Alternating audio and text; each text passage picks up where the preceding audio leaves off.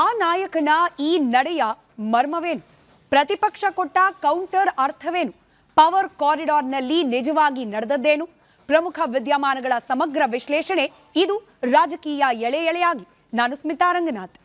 ಇಷ್ಟು ದಿನ ನೀವು ನೋಡ್ತಾ ಇದ್ದ ಡಿ.ಕೆ. ಶಿವಕುಮಾರ್ ಅವರಿಗೂ ಮುಖ್ಯಮಂತ್ರಿ ಆದ ಮೇಲೆ ನೋಡ್ತಾ ಇರೋ ಸಿಎಂ ಡಿ.ಕೆ. ಶಿವಕುಮಾರ್ ಅವರಿಗೂ ಏನಾದರೂ ವ್ಯತ್ಯಾಸ ಕಾಣಿಸ್ತಾ ಇದೆಯಾ? ಉಳಿದಿದ್ದೆಲ್ಲ ಬಿಟ್ಬಿಡಿ, ಅವರ ವೇಷಭೂಷಣ ನೋಡಿ.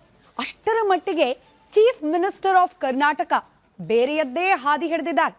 ಅದ್ಯಾವ ಹಾದಿ ನೋಡೋಣ ಎಳೆ ಎಳೆಯಾಗಿ.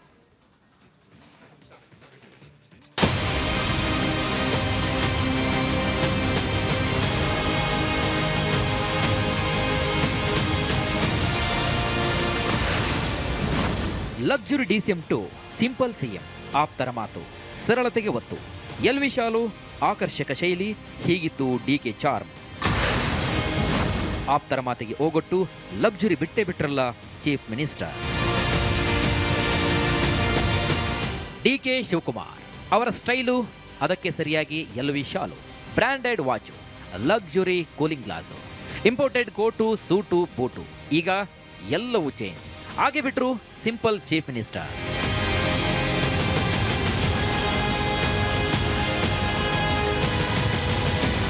ಈಗ್ಯಾಕೆ ಈ ಪ್ರಶ್ನೆ ಅಂದ್ರೆ, ಮುಖ್ಯಮಂತ್ರಿ ಆಗೋವರೆಗೂ ಡಿ.ಕೆ. ಶಿವಕುಮಾರ್ ಇದ್ದಿದ್ದೇ ಹಾಗೆ.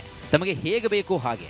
ಬ್ರ್ಯಾಂಡೆಡ್ ವಾಚಿನ ರೇಟ್ ಬಗ್ಗೆ ವಿವಾದವೇ ಆಗಲಿ, ಎಲ್ ವಿಶಾಲ್ 1.5 ಲಕ್ಷ ರೂಪಾಯಿದ್ದು ಅಂತ ವಿರೋಧ ಪಕ್ಷದ ನಾಯಕರು ಸದನದಲ್ಲೇ ಹೇಳಲಿ, ಯಾವುದಕ್ಕೂ ಕೂಡ ಕೇರ್ ಮಾಡಿದವರೇ ಅಲ್ಲ. ನಾನು ನನ್ನ ಸ್ಟ್ಯಾಂಡರ್ಡ್ ಅಂತ ಇದ್ದವರು, ಲಕ್ಸುರಿ ಡಿಸಿಎಂ ಅಂತಲೇ ಹೆಸರಾದವರು.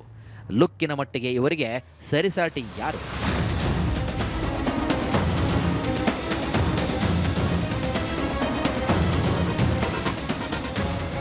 ಡಿ.ಕೆ. ಶಿವಕುಮಾರ್ಗೆ 64 ವರ್ಷ ವಯಸ್ಸಾಗಿದ್ರು ಪಾಲಿಟಿಕ್ಸ್ನ ಮಟ್ಟಿಗೆ ಅವರು ಇನ್ನು ಯೂತ್ ಐಕಾನ್ ಅಂತಲೇ ಕರೆಸಿಕೊಳ್ತಾರೆ.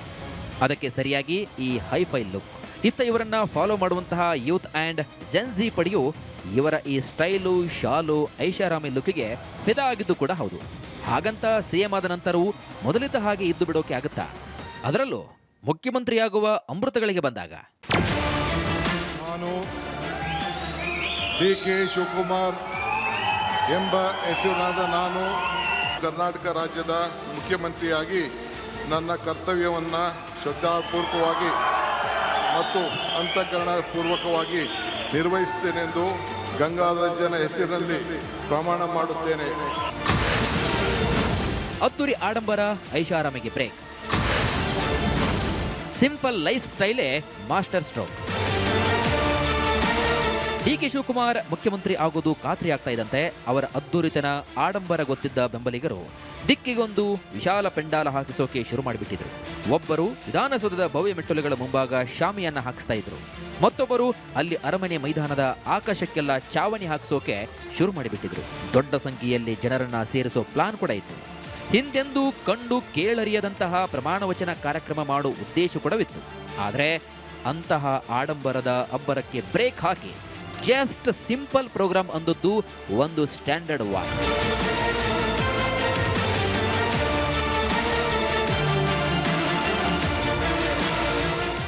ಜನಸಾಮಾನ್ಯರಿಗೆ ತೊಂದರೆ ಆಗಬಾರ್ದು ಅನ್ನೋ ಕಾರಣಕ್ಕೆ ಇವತ್ತು ತಮಗೆಲ್ಲ ಗೊತ್ತಿದೆ, ಇವತ್ತು ಎಷ್ಟು ಕಷ್ಟ ಇದೆ. ಇವತ್ತು ಬೆಂಗಳೂರು ಸಿಟಿ ಟ್ರಾಫಿಕ್ ಅನ್ನೋದು ತಮಗೆಲ್ಲ ಗೊತ್ತಿದೆ. ಆ ಕಾರಣಕ್ಕೆ ತೊಂದರೆ ಆಗಬಾರ್ದು ಜನಗಳಿಗೆ, ಇದು ನಾವು ತಗೊಳ್ಳೋವಂಥ ಯಾವುದೇ ಒಂದು ಕಾರ್ಯಕ್ರಮ ತೊಂದರೆ ಆಗಬಾರ್ದು, ಆಡಂಬರದಿಂದ ಕೂಡಿರಬಾರ್ದು. ಈ ಒಂದು ಚಾರ್ಜ್ ಟೇಕಿಂಗ್ ಅನ್ನೋದು ಏನಿದೆ ಅದನ್ನು ಆಡಂಬರದಿಂದ ಕೂಡಿರಬಾರ್ದು, ಆದಷ್ಟು ಸಿಂಪಲ್ಲಾಗಿ ತಗೋಬೇಕು, ಕೆಲಸ ಮಾಡೋ ರೀತಿಯಲ್ಲಿ ಅದನ್ನು ತೋರಿಸ್ಬೇಕು ಹೊರತು ಆಡಂಬರ ಮಾಡೋದು ಬೇಡ, ಸರಳವಾಗಿ ಈ ಒಂದು ಕಾರ್ಯಕ್ರಮ ನಡಿಬೇಕು ಅನ್ನೋ ತೀರ್ಮಾನನ ಪಕ್ಷ ಇವತ್ತು ತೆಗೆದುಕೊಂಡು ಆ ಡೈರೆಕ್ಷನ್ನ ಇವತ್ತು ಕೊಟ್ಟಿದೆ. ಇವತ್ತು ಹೀಗೆ ಸ್ಪಷ್ಟ ನುಡಿಗಳಲ್ಲಿ ಮೊಟ್ಟ ಮೊದಲ ದಿನವೇ ಈ ರಾಜ್ಯದ ಮುಂದಿನ ಮುಖ್ಯಮಂತ್ರಿ ಹೇಗಿರಬೇಕು ಅನ್ನುವಂತಹ ಮುನ್ನೋಟ ಕೊಟ್ಟವರು ಜಿ.ಸಿ. ಚಂದ್ರಶೇಖರ್. ಉಳಿದ ರಾಜಕೀಯ ಪದನಾಮಗಳು ಏನೇ ಇರಲಿ, ಡಿ.ಕೆ. ಶಿವಕುಮಾರ್ ಮಟ್ಟಿಗೆ ಇವರು ಸುದೀರ್ಘ ಕಾಲದ ಸಹೋದ್ಯೋಗಿ, ಅದಕ್ಕಿಂತ ಹೆಚ್ಚಾಗಿ ಹಿತೈಷಿ ಕೂಡ. ದಿಕ್ಕಿಗೊಂದು ಪೆಂಡಾಲ್ ಹಾಕ್ತಿದ್ದ ಅಭಿಮಾನಿಗಳ ಆರಾಧನಾ ಆಡಂಬರಕ್ಕೆ ಬ್ರೇಕ್ ಹಾಕಿದಂತಹ ಹಾಗೆಯೇ ಡಿ.ಕೆ. ಶಿವಕುಮಾರ್ ಅವರಿಗೂ ಒಂದಷ್ಟು ಸಲಹೆ ಕೂಡ ನೀಡಿದರು. ಈ ರಾಜ್ಯದ ಮುಖ್ಯಮಂತ್ರಿಯನ್ನ ಈ ರಾಜ್ಯದ ಜನ ಹೇಗೆ ನೋಡೋಕೆ ಇಚ್ಛಿಸ್ತಾರೆ ಅನ್ನೋದರ ವಾಸ್ತವವನ್ನ ತೆರೆದಿಟ್ರು. ಪರಿಣಾಮ ಈ ಬದಲಾವಣೆ.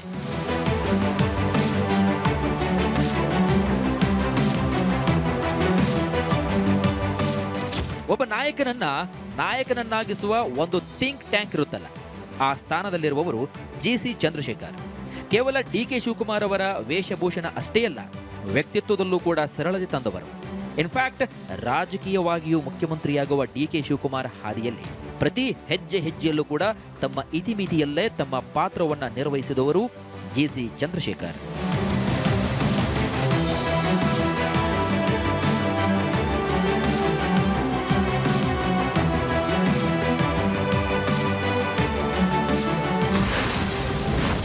ಆರಂಭದಲ್ಲಿ ಅಷ್ಟಕ್ಕಷ್ಟೇ ಸುರ್ಜೇವಾಲಾ ಮತ್ತು ಡಿಕೆ ಥಿಂಕ್ ಟ್ಯಾಂಕ್ ಬಾಂಧವ್ಯ ಬೆಸೆದದ್ದೇ ಇದಕ್ಕೆ. ಡಿಕೆ ಶಿವಕುಮಾರ್ ಕೆಪಿಸಿಸಿ ಅಧ್ಯಕ್ಷರಾಗಿದ್ದಾಗಲೇ ಕರ್ನಾಟಕ ರಾಜ್ಯ ಕಾಂಗ್ರೆಸ್ನ ಉಸ್ತುವಾರಿಯಾಗಿ ಬಂದವರು ರಣದೀಪ್ ಸಿಂಗ್ ಸುರ್ಜೇವಾಲಾ.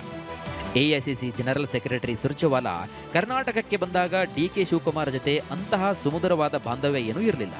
ಆದರೆ ಇದನ್ನ ಆರಂಭದಲ್ಲೇ ಮನಗಂಡ ಜಿಸಿ ಚಂದ್ರಶೇಖರ್ ತಮಗೆ ಸುರ್ಜೇವಾಲಾ ಜೊತೆಗೆ ಇದ್ದಂತಹ ಆಪ್ತತೆಯನ್ನ ಬಳಸಿದರು. ಡಿಕೆ ಶಿವಕುಮಾರ್ ಹಾಗೂ ಸುರ್ಜೇವಾಲಾ ನಡುವೆ ಸಂಬಂಧದ ಸೂಜಿ ದಾರ ಹಿಡಿದು ಹೊಲಿಯುವ ಕೆಲಸವನ್ನು ಕೂಡ ಮಾಡಿದರು. ಇಬ್ಬರ ನಡುವೆ ಬಾಂಧವ್ಯ ಬೆಸೆದರು. ಪರಿಣಾಮ ಇವತ್ತು ಡಿಕೆ ಶಿವಕುಮಾರ್ ಕರ್ನಾಟಕದ ಮುಖ್ಯಮಂತ್ರಿಯಾಗಿದ್ದಾರೆ. ಅಂದ್ರೆ ಅದಕ್ಕೆ ಕರ್ನಾಟಕ ರಾಜ್ಯ ಕಾಂಗ್ರೆಸ್ನ ಉಸ್ತುವಾರಿಯಾಗಿ ರಣದೀಪ್ ಸಿಂಗ್ ಸುರ್ಜೇವಾಲಾ ಇದ್ದುದೂ ಕೂಡ ಮುಖ್ಯ ಕಾರಣ.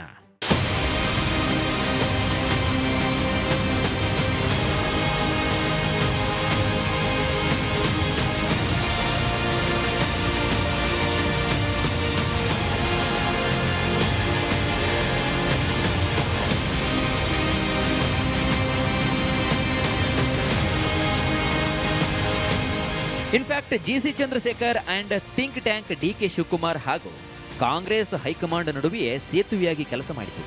ಜಿಸಿ ಚಂದ್ರಶೇಖರ್ ಅವರನ್ನ ಕೆಪಿಸಿಸಿ ಕಾರ್ಯಾಧ್ಯಕ್ಷರನ್ನಾಗಿ ನೇಮಿಸಿಕೊಂಡ ಡಿಕೆ ಶಿವಕುಮಾರ್ ತಮ್ಮ ನೀತಿ ನಿರ್ಧಾರಗಳ ಪರಾಮರ್ಶೆ ಮಾಡುವಂತಹ ಹಾಗೂ ಸೂಕ್ತ ಸಲಹೆ ನೀಡುವ ಅಥಾರಿಟಿಯನ್ನ ಜಿಸಿ ಚಂದ್ರಶೇಖರ್ಗೆ ಕೊಟ್ಟಿದ್ದರಿಂದಲೇ ಅವರು ತಮ್ಮ ಸಾಧ್ಯತೆಗಳನ್ನೆಲ್ಲವನ್ನೂ ಕೂಡ ಪ್ರಯೋಗಿಸಿದ್ರು ಹಾಗೂ ಅದರಲ್ಲಿ ಬಹುತೇಕ ಯಶಸ್ಸನ್ನು ಕೂಡ ಕಂಡರು.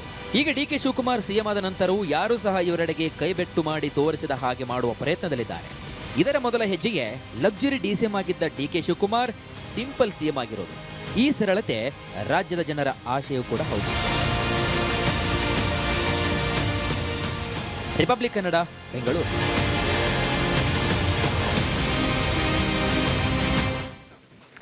ಕೇವಲ ಅವರ ಡ್ರೆಸ್ಸಿಂಗ್ನಲ್ಲಿ ಮಾತ್ರವಲ್ಲ, ಅವರ ಮ್ಯಾನರಿಸಮ್ನಲ್ಲೂ ಕೂಡ ಬದಲಾವಣೆಯನ್ನ ತಂದ್ಕೊಳ್ಳೋ ಪ್ರಯತ್ನ ಮಾಡ್ತಿರುವಂತೆ ಕಾಣ್ತಾ ಇದೆ ಡಿಕೆ ಶಿವಕುಮಾರ್ ಅವರು. ಹಿಂದೆ ಸಿದ್ದರಾಮಯ್ಯನವರ ನೇತೃತ್ವದಲ್ಲಿ ರಾಜ್ಯ ಸರ್ಕಾರ ಇರೋ ಸಂದರ್ಭದಲ್ಲಿ ನಿರಂತರವಾಗಿ ಕೇಂದ್ರ ಸರ್ಕಾರದ ಜೊತೆಯಲ್ಲಿ ಸಂಘರ್ಷ. ಅದು ಟ್ಯಾಕ್ಸ್ ವಾಪಸ್ ಕೊಡೋ ವಿಚಾರಕ್ಕಿರಬಹುದು ಅಥವಾ ನೀರಾವರಿ ಯೋಜನೆಗಳಿಗಿರಬಹುದು, ನೀತಿ ಆಯೋಗದ ಮೀಟಿಂಗ್ ಇರಬಹುದು. ಕೇಂದ್ರ ಸರ್ಕಾರದಿಂದ ಮಾಡ್ತಾ ಇರುವ ಬಹುತೇಕ ಮೀಟಿಂಗ್ಗಳಿಗೆ ನಾವು ಹೋಗೋದಿಲ್ಲ, ಆ ಮೂಲಕ ನಮ್ಮ ಪ್ರತಿಭಟನೆಯನ್ನು ವ್ಯಕ್ತಪಡಿಸ್ತೀವಿ ಅನ್ನೋ ರೀತಿಯಲ್ಲಿತ್ತು. ಒಂದರ್ಥದಲ್ಲಿ ಸಂಘರ್ಷದ ಪ್ರತಿರೋಧ ಅನ್ನೋ ರೀತಿಯಲ್ಲಿತ್ತು ರಾಜ್ಯ ಸರ್ಕಾರದ ಕಡೆಯಿಂದ ಬರ್ತಾ ಇದ್ದ ಪ್ರತಿಕ್ರಿಯೆ. ಇದನ್ನೂ ಕೂಡ ಬದಲಾವಣೆ ಮಾಡ್ಲಿಕ್ಕೆ ಹೋಗ್ತಿದ್ದಾರಾ ಡಿಕೆ ಶಿವಕುಮಾರ್ ಅವರು? ಕೇಂದ್ರ ಸರ್ಕಾರದ ಜೊತೆ ರಾಜ್ಯ ಸರ್ಕಾರದ ಸಂಘರ್ಷದ ಹಾದಿಯನ್ನ ಸೌಹಾರ್ದತೆಯ ಕಡೆಗೆ ತಿರುಗಿಸ್ತಾ ಇದ್ದಾರಾ ಡಿಕೆ ಶಿವಕುಮಾರ್ ಅವರು? ಅವರ ಆರಂಭದ ಹೆಜ್ಜೆಗಳು ಅಂಥ ಸ್ಪಷ್ಟ ಸೂಚನೆಯನ್ನ ನೀಡ್ತಾ ಇದೆ. ಹಾಗಾದ್ರೆ ಅಂಥದ್ದೇನ್ ಮಾಡ್ತಿದ್ದಾರೆ ಡಿಕೆ ಶಿವಕುಮಾರ್? ಮುಖ್ಯಮಂತ್ರಿಯಾಗಿ ಏನೇನ್ ಬದಲಾವಣೆ ಮಾಡೋಕ್ ಹೊರಟಿದ್ದಾರೆ ನೋಡೋಣ ಎಳೆ ಎಳೆಯಾಗಿ.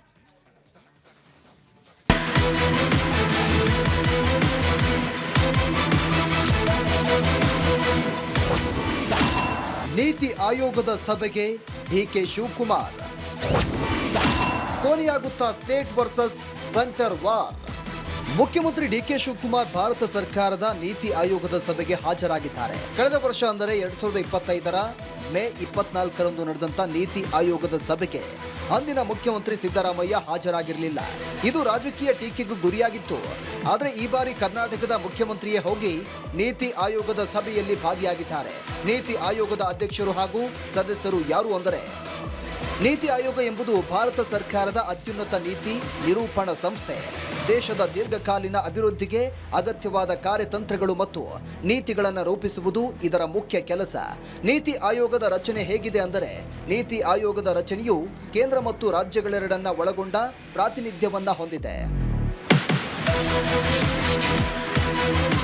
ಅಧ್ಯಕ್ಷರು ಭಾರತದ ಗೌರವಾನ್ವಿತ ಪ್ರಧಾನಮಂತ್ರಿಗಳು ನೀತಿ ಆಯೋಗದ ಪದನಿಮಿತ್ತ ಅಧ್ಯಕ್ಷರಾಗಿರ್ತಾರೆ. ಉಪಾಧ್ಯಕ್ಷರು ಪ್ರಧಾನಮಂತ್ರಿಯವರಿಂದ ನೇಮಕಗೊಳ್ಳುವ ತಜ್ಞರೊಬ್ಬರ ಜವಾಬ್ದಾರಿಯನ್ನು ನಿರ್ವಹಿಸುತ್ತಾರೆ. ಇನ್ನು ಮುಖ್ಯ ಕಾರ್ಯನಿರ್ವಹಣಾ ಅಧಿಕಾರಿಯಾಗಿ ಆಡಳಿತಾತ್ಮಕ ಜವಾಬ್ದಾರಿ ಹೊರಬಲ್ಲ ಹಿರಿಯ ಐಎಎಸ್ ಅಧಿಕಾರಿ ಇರ್ತಾರೆ.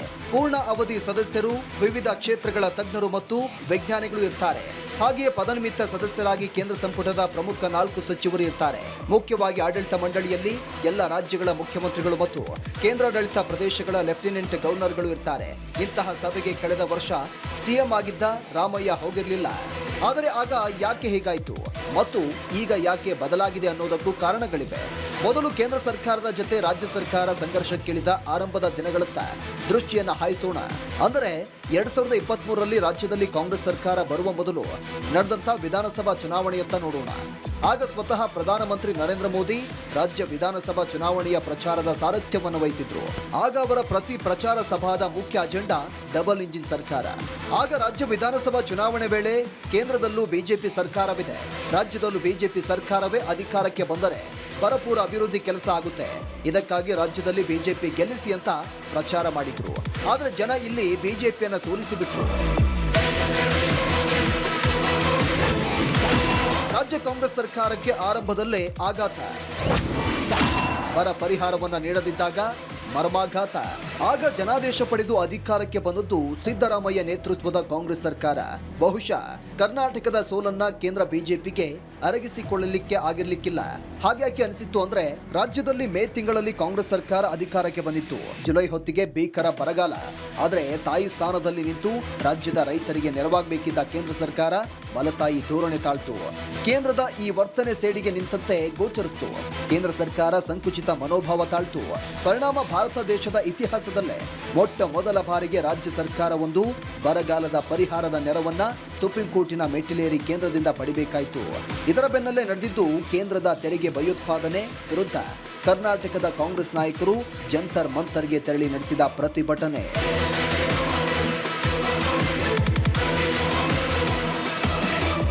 ಇದೇ ವೇಳೆ ರಾಜ್ಯ ಸರ್ಕಾರದ ಅನ್ನಭಾಗ್ಯ ಯೋಜನೆಗೆ ಬೇಕಿದ್ದ ಅಕ್ಕಿಯನ್ನ ಕೇಂದ್ರ ಸರ್ಕಾರ ಕೊಡಲಿಲ್ಲ ಅಂತ ಆಪಾದನೆ ಮಾಡಿ ರಾಜ್ಯ ಸರ್ಕಾರ ಪ್ರತಿಭಟನೆ ಮಾಡಿತು. ಆಗಿನ ಮುಖ್ಯಮಂತ್ರಿ ಸಿದ್ದರಾಮಯ್ಯ ಈ ಬಗ್ಗೆ ನೇರವಾಗಿ ಕೇಂದ್ರ ಸರ್ಕಾರವನ್ನ ತರಾಟೆಗೆ ತೆಗೆದುಕೊಂಡ್ರು. ಕೇಂದ್ರ ಸರ್ಕಾರ ಅಕ್ಕಿ ಇಟ್ಕೊಂಡು ಕೊಡ್ಲಿಲ್ಲ ನಮಗೆ. ಇವರು ಹೋಗಿ ಭೇಟಿ ಮಾಡಿದ್ರು KH ಮುನಿಯಪ್ಪನವರು.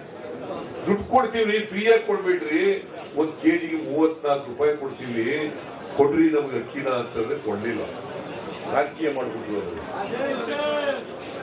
ರಾಜಕೀಯ ಮಾಡ್ಬಿಟ್ರು. ಆದ್ರೂ ನಾವು ಸುಮ್ಮನಾಗ್ಲಿಲ್ಲ. 170 ರೂಪಾಯಿ ಪ್ರತಿಯೊಬ್ಬರಿಗೆ ಪ್ರತಿ ತಿಂಗಳು 170 ರೂಪಾಯಿ ಕೊಡ್ತಾ ಇದ್ದೀವಿ. ಎಷ್ಟೇ ಅಲ್ಲ, ಭದ್ರಾ ಮೇಲ್ದಂಡೆ ಯೋಜನೆಗಾಗಿ ಕೇಂದ್ರ ಸರ್ಕಾರ ಬಜೆಟ್ನಲ್ಲೇ ಘೋಷಣೆ ಮಾಡಿದ್ದ 5,000 ಕೋಟಿ ರೂಪಾಯಿ ಕೊಡದೆ ಹೋದದ್ದು, 15ನೇ ಹಣಕಾಸು ಆಯೋಗದಿಂದ ರಾಜ್ಯಕ್ಕೆ ಅನ್ಯಾಯವಾದದ್ದು, ಇಂತಹ 10 ಕಾರಣಗಳು ಕೇಂದ್ರ ಹಾಗೂ ರಾಜ್ಯದ ನಡುವೆ ಸಂಘರ್ಷಕ್ಕೆ ಕಾರಣವಾಯಿತು. ಹೀಗೆ ತಾರಕಕ್ಕೇರಿದ ಕೇಂದ್ರ ಹಾಗೂ ರಾಜ್ಯದ ಸಂಘರ್ಷದ ಪರಿಣಾಮ ಹಣಕಾಸು ಖಾತೆಯನ್ನ ಹೊಂದಿದ್ದ ಅಂದಿನ ಮುಖ್ಯಮಂತ್ರಿ ಸಿದ್ದರಾಮಯ್ಯನವರು ನೀತಿ ಆಯೋಗದ ಸಭೆಗೆ ಹೋಗಲಿಲ್ಲ. ಆಗ ಎಂಥ ಅಚಾತುರ್ಯ ಆಗಿತ್ತು ಅಂದರೆ, ನೀತಿ ಸಭೆಗೆ ಆಹ್ವಾನ ಬಂದದ್ದೇ ಸಿದ್ದರಾಮಯ್ಯನವರ ಗಮನಕ್ಕೆ ಬಂದಿರಲಿಲ್ಲ. ಕಡೆಗೆ ಅಂದಿನ ಮುಖ್ಯಮಂತ್ರಿಗಳ ಲಿಖಿತ ಭಾಷಣ ಬಿಡುಗಡೆ ಮಾಡುವ ಮೂಲಕ ತೇಪೆ ಹಚ್ಚುವ ಕೆಲಸ ಆಗಿತ್ತು.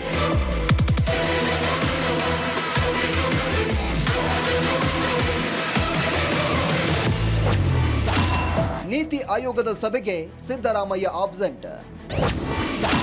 ಅದೇ ದಿನ ತವರು ಜಿಲ್ಲೆಯಲ್ಲಿ ಸಿದ್ದು ಪ್ರೆಸೆಂಟ್.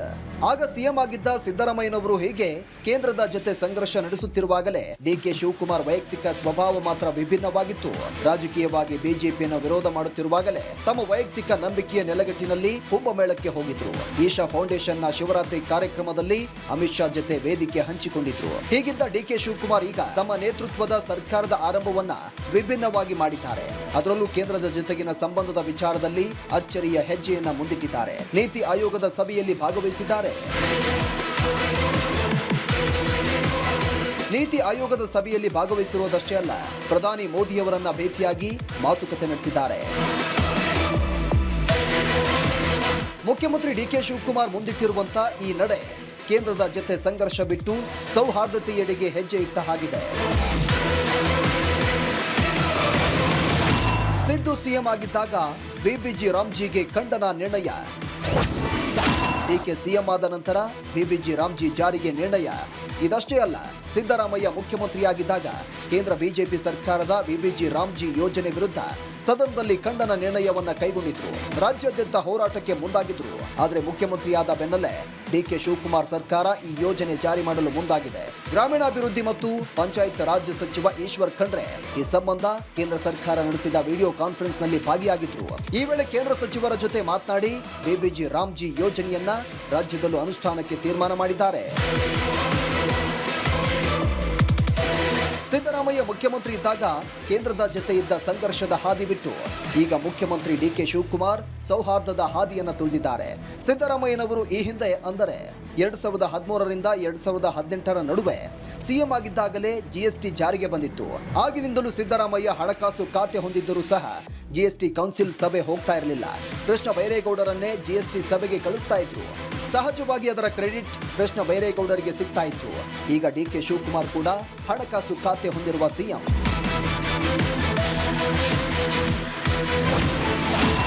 ಸಿದ್ದು ಸಿಎಂ ಆಗಿದ್ದಾಗ ಕೃಷ್ಣ ಬೈರೇಗೌಡ ಜಿಎಸ್ಟಿ ಕೌನ್ಸಿಲ್ ಸಭೆಗೆ ಹೊಸ ಸರ್ಕಾರದಿಂದ ಸ್ವತಃ ಸಿಎಂ ಹಾಜರಾಗ್ತಾರಾ ಜಿಎಸ್ಟಿ ಸಭೆಗೆ? ಈಗಾಗಲೇ ಭಿನ್ನ ಹಾದಿಯ ಸೂಚನೆ ನೀಡಿರುವ ಡಿಕೆ ಶಿವಕುಮಾರ್ ಜಿಎಸ್ಟಿ ಕೌನ್ಸಿಲ್ ಸಭೆಗೂ ಹೋಗುವ ಮೂಲಕ ತಾನು ಮುಖ್ಯಮಂತ್ರಿಯಾಗಿ ಸಿದ್ದರಾಮಯ್ಯರಿಗಿಂತ ಭಿನ್ನ ಅಂತ ತೋರಿಸಿಕೊಳ್ಳಬಹುದಾ ಅಂತಹ ಸೂಚನೆ ಸ್ಪಷ್ಟವಾಗಿದೆ. ಉಳಿದದ್ದಕ್ಕೆ ಕಾಲವೇ ಉತ್ತರ ಕೊಡಲಿದೆ. ರಿಪಬ್ಲಿಕ್ ಕನ್ನಡ, ಬೆಂಗಳೂರು. ಸುದೀರ್ಘವಾದ ವರದಿಯಲ್ಲಿ ಹೇಳ್ತಾ ಇದ್ವಿ ಯಾವ ರೀತಿ ಸಂಘರ್ಷ ಅನ್ನೋ ರೀತಿಯಲ್ಲಿದ್ದ ರಾಜ್ಯ ಹಾಗೆ ಕೇಂದ್ರ ಸರ್ಕಾರದ ನಡುವಿನ ಸಂಬಂಧವನ್ನ ಸೌಹಾರ್ದದ ಕಡೆಗೆ ತೆಗೆದುಕೊಂಡು ಹೋಗೋ ಪ್ರಯತ್ನವನ್ನ ಡಿಕೆ ಶಿವಕುಮಾರ್ ಅವರು ಮುಖ್ಯಮಂತ್ರಿಯಾದ ಮೊದಲ ದಿನದಿಂದಲೇ ಮಾಡ್ತಿದ್ದಾರೆ ಅಂತ ಹೇಳಿ. ಇನ್ಫ್ಯಾಕ್ಟ್ ಡಿಕೆ ಶಿವಕುಮಾರ್ ಅವರ ಕೈಯಲ್ಲಿರೋದು 1 ವರ್ಷದ ಅವಧಿ. ಅಭಿವೃದ್ಧಿ ಇತ್ಯಾದಿ ಯೋಜನೆಗಳನ್ನು ಅನುಷ್ಠಾನ ಮಾಡಲಿಕ್ಕೆ ಅದಾದ ನಂತರ ಎಲೆಕ್ಷನ್ ಮೋಡ್ಗೆ ಹೋಗುತ್ತೆ. ಈ 1 ವರ್ಷದಲ್ಲಿ ಸಂಘರ್ಷವೇ ಆಗಿಬಿಟ್ರೆ ಆನ್ ಗ್ರೌಂಡ್ ಈ ಅಭಿವೃದ್ಧಿ ಕಾರ್ಯಗಳನ್ನ ಮಾಡಬೇಕು ಅಂದ್ರೆ ಕೆಲವೊಂದಕ್ಕೆ ಕೇಂದ್ರ ಸರ್ಕಾರದ ಸಹಯೋಗ ಕೂಡ ಬೇಕಾಗಿರುತ್ತೆ. ಅದಕ್ಕೂ ಕೂಡ ತೊಡಕಾಗತ್ತೆ. ಜೊತೆಗೆ ಮುಂಬರ್ಲಿರುವ ಚುನಾವಣೆ ಹೊತ್ತಿಗೆ ರಾಜಕೀಯ ಡೈಮೆನ್ಷನ್ಗಳು ಕೂಡ ಚೇಂಜ್ ಆಗೋ ಸಾಧ್ಯತೆಯನ್ನ ಅಲ್ಲಗಳೆಯೋ ಹಾಗಿಲ್ಲ. ಹಾಗಾಗಿ ಈ ಸಂಘರ್ಷಕ್ಕಿಂತ ಇರೋ 1 ವರ್ಷದಲ್ಲಿ ಇಬ್ಬರೂ ಕೂಡ ಹ್ಯಾಂಡ್ ಇನ್ ಹ್ಯಾಂಡ್, ಕೇಂದ್ರ ಸರ್ಕಾರ ರಾಜ್ಯ ಸರ್ಕಾರ ಇಬ್ಬರೂ ಕೂಡ ಹ್ಯಾಂಡ್ ಇನ್ ಹ್ಯಾಂಡ್ ಹೋದ್ರೆ ರಾಜ್ಯಕ್ಕೂ ಅನುಕೂಲ, ವ್ಯಕ್ತಿಗತವಾಗಿ ನನಗೂ ಅನುಕೂಲ ಅನ್ನೋ ಕನ್ಕ್ಲೂಷನ್ಗೆ ಬಂದಂತ ಕಾಣ್ತಾ ಇದೆ ಡಿಕೆ ಶಿವಕುಮಾರ್ ಅವರು. ಹೀಗಾಗಿ ಕೇಂದ್ರದ ಕಡೆಗೆ ಆರಂಭದಿಂದಲೇ ಡಿಕೆ ಶಿವಕುಮಾರ್ ಅವರು ಸೌಹಾರ್ದದ ಹಸ್ತವನ್ನ ಚಾಚಿರುವಂತೆ ಕಾಣ್ತಾ ಇದೆ. ಇದಕ್ಕೆ ಉತ್ತಮ ನಿದರ್ಶನ ಅನ್ನೋ ರೀತಿಯಲ್ಲಿ ನೀತಿ ಆಯೋಗದ ಸಭೆ, ಹಿಂದೆ ನಡೀತಾ ಇದ್ದ ನೀತಿ ಆಯೋಗದ ಸಭೆಗೆ ರಾಜ್ಯ ಸರ್ಕಾರದ ರೆಸ್ಪಾನ್ಸ್ ಹೇಗಿತ್ತು ನೀವು ಈಗ ಆಲ್ರೆಡಿ ವರದಿಯಲ್ಲಿ ಗಮನಿಸಿದ್ದೀರಿ. ನಾವು ಅದನ್ನು ಹೇಳಿದ್ದೀವಿ ಕೂಡ. ಮುಖ್ಯಮಂತ್ರಿಗಳ ರೆಪ್ರೆಸೆಂಟೇಟಿವ್ ಅನ್ನೋ ರೀತಿಯಲ್ಲಿ ಮಿನಿಸ್ಟರ್ಗಳು ಹೋಗ್ತಾ ಇದ್ರು, ಮುಖ್ಯಮಂತ್ರಿಗಳು ಗೈರಾಗ್ತಾ ಇದ್ರು.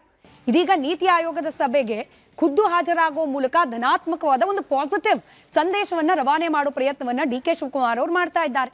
ಪ್ರಧಾನಿ ಮೋದಿ ಅವರ ಜೊತೆಗೆ ಸೌಹಾರ್ದದ ಭೇಟಿಯನ್ನ ಕೂಡ ಮಾಡಿದ್ದಾರೆ. ಇನ್ಫ್ಯಾಕ್ಟ್ ನಿನ್ನೆ ಇಡೀ ದಿನ ಸೋಷಿಯಲ್ ಮೀಡಿಯಾದ ಎಕ್ಸ್ ಖಾತೆಯಲ್ಲಿ ಡಿಕೆ ಶಿವಕುಮಾರ್ ಅವರು ಹಾಗೆ ನರೇಂದ್ರ ಮೋದಿ ಅವರು ಭೇಟಿಯಾಗಿದ್ದು ಆ ಬಸವಣ್ಣನ ಸ್ಟ್ಯಾಚ್ಯೂವನ್ನು ಅವರಿಗೆ ಉಡುಗೊರೆ ಕೊಟ್ಟಿದ್ದ ಫೋಟೋ ಏನಿದೆ ಸಾಕಷ್ಟು ವೈರಲ್ ಆಗ್ತಾ ಇದೆ, ಚರ್ಚೆ ಕೂಡ ಆಗ್ತಾ ಇದೆ. ಇದೇ ಫೋಟೋ ಸುತ್ತ ಒಂದು ಕಾರ್ಡಿಯಲ್ ರಿಲೇಶನ್ಶಿಪ್ ಬಿಲ್ಡ್ ಮಾಡ್ಕೊಳ್ಳೋ ಪ್ರಯತ್ನ ಮಾಡ್ತಿದ್ದೀನಿ ಅನ್ನೋ ಸಂದೇಶವನ್ನಂತೂ ಡಿಕೆ ಶಿವಕುಮಾರ್ ಅವರು ಈ ಫೋಟೋ ಮೂಲಕ, ಈ ಭೇಟಿ ಮೂಲಕ ಕೊಟ್ಟಂತೆ ಕಾಣ್ತಾ ಇದೆ. ಕೇವಲ ನರೇಂದ್ರ ಮೋದಿ ಅವರ ಜೊತೆ ಮಾತ್ರವಲ್ಲ, ಕೇಂದ್ರ ವಿತ್ತ ಸಚಿವೆ ಹಣಕಾಸು ಮಂತ್ರಿ ನಿರ್ಮಲಾ ಸೀತಾರಾಮನ್ ಅವ್ರ ಮುಂದೆ ಕೂಡ ರಾಜ್ಯದ ಬೇಡಿಕೆಗಳ ಪಟ್ಟಿಯನ್ನು ಇಟ್ಬಿಟ್ಟಿದ್ದಾರೆ ಡಿಕೆ ಶಿವಕುಮಾರ್ ಅವರು. ಒಕ್ಕೂಟ ವ್ಯವಸ್ಥೆಯ ಸಕಾರಾತ್ಮಕ ಸಂದೇಶದಂತಿದೆ ಡಿಕೆ ಶಿವಕುಮಾರ್ ಅವರ ಈ ನಡೆ. ಅದು ಬೇಕಾಗಿದೆ ಕೂಡ ಕೇಂದ್ರದ ಜೊತೆ. ಹಾಗಾದ್ರೆ ಇದೇ ರೀತಿಯ ಉತ್ತಮವಾದ ಸಂಬಂಧ, ಅದೇ ಇದೇ ದಾಟಿಯ ರಾಜಕೀಯವನ್ನ ಮುಂದುವರಿಸ್ತಾರಾ ಡಿಕೆ ಶಿವಕುಮಾರ್ ಅವರು ಅನ್ನೋದನ್ನ ಕಾದ್ ನೋಡ್ಬೇಕಾಗಿದೆ. ಇದರ ಮತ್ತಷ್ಟು ಡೀಟೇಲ್ಸ್ನೊಂದಿಗೆ ನನ್ನ ಕೊಲೀಗ್ ವೀರೇಂದ್ರ ಉಪ್ಪುಂದ ನೇರ ಸಂಪರ್ಕದಲ್ಲಿ ಕನೆಕ್ಟೆಡ್ ಇದ್ದಾರೆ. ವೀರೇಂದ್ರ, ಸಂಘರ್ಷದಿಂದ ಸೌಹಾರ್ದತೆ ಕಡೆಗೆ ಅಂತ ಹೇಳಿ ನಾವೇನೋ ಟೈಟಲ್ ಕೊಟ್ಟಿದ್ದೀವಿ, ವರದಿ ಕೂಡ ಪ್ರಸಾರ ಮಾಡಿದ್ದೀವಿ. ಬಟ್ ಇದು ಇನಿಷಿಯಲ್ ಗ್ರೌಂಡ್ ಬಿಲ್ಡಿಂಗ್ ಅಷ್ಟೇನಾ? ಹೀಗೆ ಮುಂದುವರಿಯುವ ಅನಿವಾರ್ಯತೆ, ಅವಶ್ಯಕತೆ ಏನು ಕಂಡು ಬರ್ತಾ ಇದೆ ಸದ್ಯಕ್ಕೆ ಅಂತ? ಮುಂದುವರಿಯೋದು ಯಾವಾಗ ಸ್ಮಿತಾ? ಈಗ ಯಾವುದೇ ಆಗಲಿ ಒನ್ ಸೈಡೆಡ್ ಇರಬಾರ್ದು, ಎರಡೂ ಕಡೆಯಿಂದ ಇರಬೇಕು. ಈಗ ಒಂದು ಕಡೆಯಿಂದ ಸೌಹಾರ್ದತೆಯ ಹಸ್ತ, ಮತ್ತೊಂದು ಕಡೆಯಿಂದ ಯಾವುದೇ ರೆಸ್ಪಾನ್ಸ್ ಬರಲಿಲ್ಲ ಅಂದರೆ ಅದು ಸೌಹಾರ್ದತೆ ಅಂತ ಅನ್ನಿಸ್ಕೊಳ್ಳೋದೇ ಇಲ್ಲ ಅಂತ. ಸೌಹಾರ್ದತೆ ಯಾವಾಗ ಎರಡೂ ಆಯಾಮದಲ್ಲೂ ಎರಡೂ ಧ್ರುವವೂ ಒಂದಾಗಬೇಕು ಅಂತ ಈಗ ಸಿದ್ದರಾಮಯ್ಯನವರು ಒಂದು ಹೆಜ್ಜೆ ಮುಂದಿಟ್ಟಿದ್ದಾರೆ. ಕೇಂದ್ರ ಸರ್ಕಾರ ಯಾವ ರೀತಿ ರೆಸ್ಪಾನ್ಸ್ ಮಾಡುತ್ತೆ ಇದಕ್ಕೆ, ಅದರ ಮೇಲೆ ಡಿಪೆಂಡ್ ಆಗುತ್ತದು ಅಂತ. ಈಗ ಸಿದ್ದರಾಮಯ್ಯನವರು ಹೋಗಿ ಈ ಹಿಂದೆ ಹಲವು ಬಾರಿ ಭೇಟಿಯಾಗಿರ್ಬೋದು ಯಾರನ್ನ, ನರೇಂದ್ರ ಮೋದಿ ಅವ್ರನ್ನ. ಆದರೆ ನಿಜಕ್ಕೂ ಒಂದು ನೀತಿ ನಿರೂಪಣೆ, ಒಂದು ಯೋಜನೆ ಅಂತ ತಯಾರಾಗುವಂತಹ ಮುಂದಿನ ಭವಿಷ್ಯವನ್ನು ತೀರ್ಮಾನ ಮಾಡುವಂತಹ ನೀತಿ ಆಯೋಗದ ಸಭೆಗೆ ಅವರು ಹೋಗಲಿಲ್ಲ ಅಂದರೆ 2025 ಕತೆ ಇದು. ಅದು ಯಾವ ರೀತಿಯ ಬೇಸ್ ಹಾಗಾದಾಗ ಏನಾಗುತ್ತೆ, ನಮ್ಮ ಕಡೆಯಿಂದಲೇ ತಪ್ಪಾಗಿದೆಯಪ್ಪ ಅನಿಸ್ಬಿಡುತ್ತೆ. ಆದರೆ ಈ ಬಾರಿ ಆ ರೀತಿ ಆಗಿಲ್ಲ.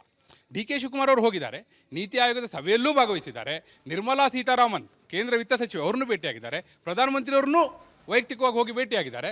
ಇಷ್ಟೆಲ್ಲ ಆದ ನಂತರ ಕೇಂದ್ರ ಸರ್ಕಾರ ಯಾವ ರೀತಿ ರೆಸ್ಪಾಂಡ್ ಮಾಡುತ್ತೆ ಅದು ಬಹಳ ಮುಖ್ಯ ಆಗುತ್ತೆ. ನಾವು ಅದನ್ನೇ ನೋಡಿ, ನಾವು ಸ್ಕ್ರಿಪ್ಟಲ್ಲಿ ಕೂಡ ಹೇಳಿದ್ದೀವಿ. ಕೇಂದ್ರ ಸರ್ಕಾರ ಅನ್ನುವಂಥದ್ದು ಎಲ್ಲ ರಾಜ್ಯಗಳಿಗೂ ಒಂದು ತಾಯಿಯ ಸ್ಥಾನದಲ್ಲಿ ನಿಂತಿರುತ್ತೆ.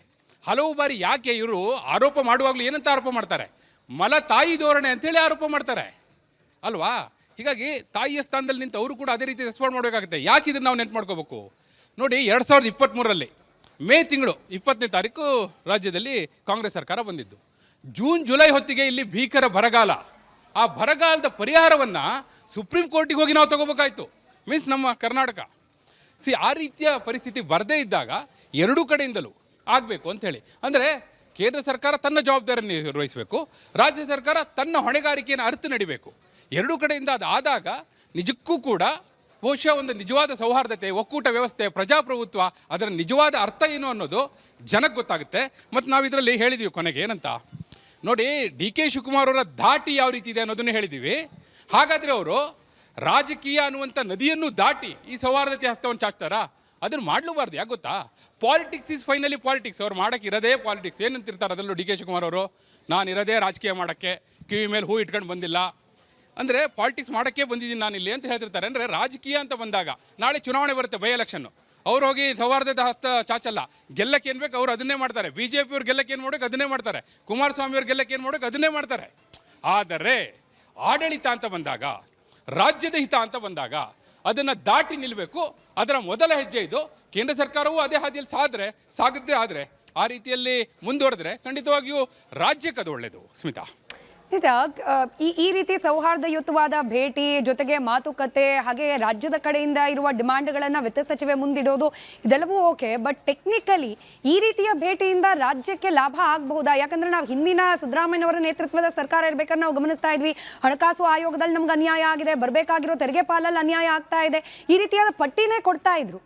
ಈ ಪಟ್ಟಿ ಅಥವಾ ಅದರಿಂದ ಆರ್ಥಿಕವಾಗಿ ಕರ್ನಾಟಕಕ್ಕಾಗಿದ್ದ ಲಾಸ್ ರಾಜ್ಯ ಸರ್ಕಾರ ಹೇಳಿದಾಗೆ ಇದನ್ನು ಸರಿದೂಗಿಸ್ಲಿಕ್ಕೆ ಈ ರೀತಿಯ ಭೇಟಿ ವೇದಿಕೆ ಆಗತ್ತಾ ಅಥವಾ ಪ್ರಯೋಜನ ಆಗತ್ತಾ ಈ ರೀತಿಯ ಭೇಟಿಗಳು ಅಂತ? ಪ್ರಯೋಜನ ಆಗಿರುವ ಉದಾಹರಣೆ ನಮ್ಮ ಕಣ್ಣು ಮುಂದೆ ಇದೆ. ಇದೇ ಡಿ ಕೆ ಶಿವಕುಮಾರ್ ಅವ್ರ ಉದಾಹರಣೆನೇ ಕೊಡ್ತೀನಿ. Yes, you are right. ಸಿದ್ದರಾಮಯ್ಯವ್ರು ಹಲವು ಬಾರಿ ಹೇಳಿದ್ದಾರೆ, ಅದಕ್ಕೆ ರೆಲೆವೆಂಟ್ ಉದಾಹರಣೆ ಒಂದಿದೆ, ಅದನ್ನು ಹೇಳ್ತೀನಿ ನೋಡಿ. ಈಗ ಡಿ ಕೆ ಶಿವಕುಮಾರ್ ಅವ್ರ ಹಿಂದೆ ಕೇಂದ್ರ ಜಲಶಕ್ತಿ ಸಚಿವರ ಜೊತೆ ಹಲವು ಬಾರಿ ಸಭೆಗಳನ್ನ ಮಾಡಿದರು, CR ಪಾಟೀಲ್ರ ಜೊತೆ. ಆ ಸಭೆಗಳ ಒಂದು ಪ್ರತಿಫಲ ಅನ್ನುವ ಹಾಗೆ ಮೇಕೆದಾಟು DPAR ವಿಸ್ತೃತ ಯೋಜನಾ ವರದಿಗೆ, ಅದನ್ನು ಪರಿಷ್ಕೃತ ವಿಸ್ತೃತ ಯೋಜನೆಯನ್ನು ತರುವ ಸಂದರ್ಭದಲ್ಲೂ ಕೂಡ ಆ ವರದಿಗೆ ಒಪ್ಪಿಗೆ ಪಡೆಯೋದ್ರಲ್ಲಿ ಅವರು ಸಕ್ಸೀಡ್ ಆದ್ರಲ್ಲ. ಆಗಲೂ ಅದು BJP ಸರ್ಕಾರವೇ, NDA ಸರ್ಕಾರವೇ. CR ಪಾಟೀಲ್ರು NDA ಸರ್ಕಾರದ ಜಲಶಕ್ತಿ ಸಚಿವರೇ ಹೌದು. ಆದರೂ ಡಿ ಕೆ ಶಿವಕುಮಾರ್ ಅವರು ಅದರಲ್ಲಿ ಯಶಸ್ಸು ಕಂಡದ್ದು ಕಣ್ಣು ಮುಂದೆ ಇದೆಯಲ್ಲ. ನೀವು ಹೇಳಿದ್ರಿ ಈಗ ಸಿದ್ದರಾಮಯ್ಯನವರು ಇಲ್ಲ ನಮಗೆ ಅನ್ಯಾಯ ಆಗಿದೆ ಅಂತ ಹೇಳ್ತಾ ಇದ್ರು, ಹಣಕಾಸು ಆಯೋಗದಿಂದ ಅನ್ಯಾಯ ಆಗಿದೆ ಅಂತ ಹೇಳ್ತಾ ಇದ್ರು ಅಂಥೇಳಿ. ಒಂದು ಗೆಸ್ಚರ್ ಬಹಳ ಇಂಪಾರ್ಟೆಂಟ್. ಇವತ್ತು ಡಿ ಕೆ ಶಿವಕುಮಾರ್ ಅವರು ಕೊಟ್ಟಿರುವಂಥ ಗೆಸ್ಚರ್ ಯಾವ ರೀತಿ ಇದೆ ಅಂತ ನೋಡಿ.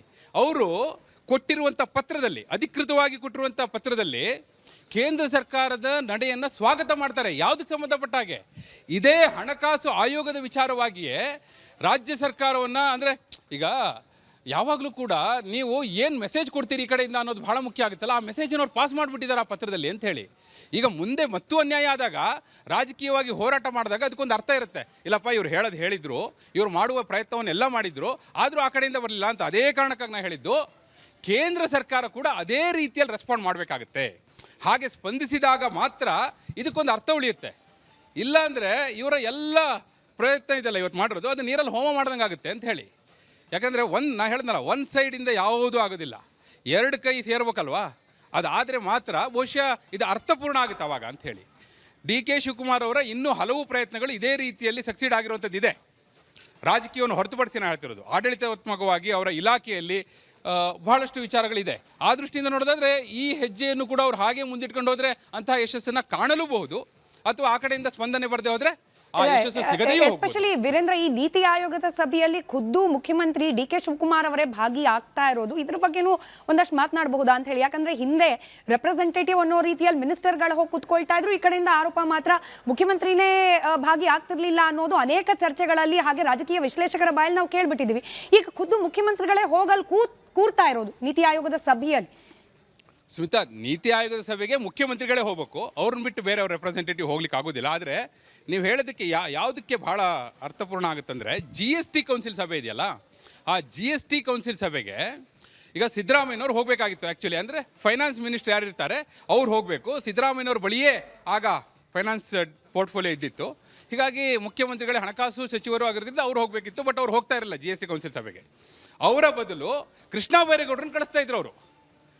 ಏನಾಗ್ತಾ ಇತ್ತು, ಅಲ್ಲಿ ಈಗ ಪ್ರಧಾನಮಂತ್ರಿಗಳ ಮುಂದೆ, ಕೇಂದ್ರ ಸರ್ಕಾರದ ಮುಂದೆ ಕೃಷ್ಣ ಬೈರೇಗೌಡರ ರಾಜ್ಯ ಸರ್ಕಾರದ ರೆಪ್ರೆಸೆಂಟೇಟಿವ್ ಅನ್ನೋ ರೀತಿಯಲ್ಲಿ ಅಲ್ಲಿ ಕನ್ವೆ ಆಗ್ತಾ ಇತ್ತು. ಆದರೆ ಈಗ ಡಿ ಕೆ ಶಿವಕುಮಾರ್ ಅವರು ಏನು ಮಾಡಿದ್ದಾರೆ, ಮೊದಲ ಹೆಜ್ಜೆ ನೀತಿ ಆಯೋಗದ ಸಭೆಗೆ ಅವರೇ ಹೋಗಬೇಕಿತ್ತು, ಅವ್ರು ಹೋಗಿದ್ದಾರೆ. ಆದರೆ ಸಿದ್ದರಾಮಯ್ಯವ್ರನ್ನ ಆಗಲೇ ಹೇಳಿದೆ ನಿಮಗೆ, ಸಿದ್ದರಾಮಯ್ಯವ್ರು ಹೋಗಬೇಕಿತ್ತು, ಅವ್ರು ಹೋಗಲಿಲ್ಲ. ಬೇರೆ ಯಾರನ್ನೂ ಕಳಿಸ್ಲಿಕ್ಕೆ ಆಗೋದಿಲ್ಲ, ಅವರೇ ಹೋಗಬೇಕಿತ್ತು, ಮುಖ್ಯಮಂತ್ರಿಗಳು ಹೋಗಲಿಲ್ಲ ಅನ್ನುವಂಥದ್ದು. ಬಹುಶಃ ಮುಂದೆ ಈಗ GST ಕೌನ್ಸಿಲ್ ಸಭೆ ಬರುತ್ತಲ್ಲ, ಆಗಲೂ ಡಿ ಕೆ ಶಿವಕುಮಾರ್ ಅವರು ಇದೇ ದಾಟಿಯಲ್ಲಿ ಮುಂದುವರೆದು GST ಕೌನ್ಸಿಲ್ ಸಭೆಗೂ ಹಣಕಾಸು ಸಚಿವರೂ ಆಗಿರುವಂಥ ಮುಖ್ಯಮಂತ್ರಿ ಡಿ ಕೆ ಶಿವಕುಮಾರ್ ಅವರೇ ಹೋದದ್ದೇ ಆದರೆ ಅದು ಕೂಡ ಒಂದು ಗುಡ್ ಗೆಸ್ಚರ್, ಗುಡ್ ಮೆಸೇಜ್ ಮತ್ತು ರಾಜ್ಯದ ಹಿತದೃಷ್ಟಿಯಿಂದ ಬಹಳ ಒಳ್ಳೆಯದು.